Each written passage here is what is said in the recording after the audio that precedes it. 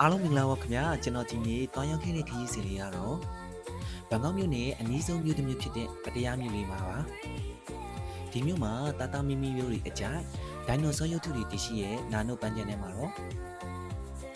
ကမ္ဘာအရှားပါဆုံးဗမ်းမန်မျိုးပွဲပေါင်း1000ကျော်တွေရဲ့အလားအပါနဲ့တူ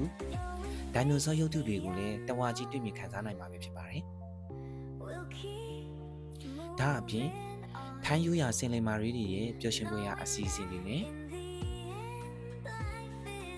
ထိုင်းနိုင်ငံရဲ့ရိုးရာယဉ်ကျေးမှုပဒေတာအကအလှများကိုလည်းပြည့်စုံယုံနည်းထဲမှာတွေ့မြင်ခံစားနိုင်မှာဖြစ်ပါတယ်။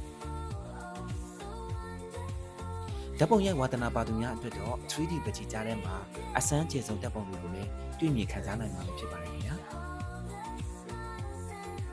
နောက်ဆုံးမှာတော့ကဘာကျော်ပတ္တရားကမ်းခြေရဲ့ညနေနေဝင်ခြင်းအလှကိုလည်းအုံးရည်တောင်းရင်ခံစားလို့ရနိုင်မှာဖြစ်ပါတယ်ခင်ဗျာ။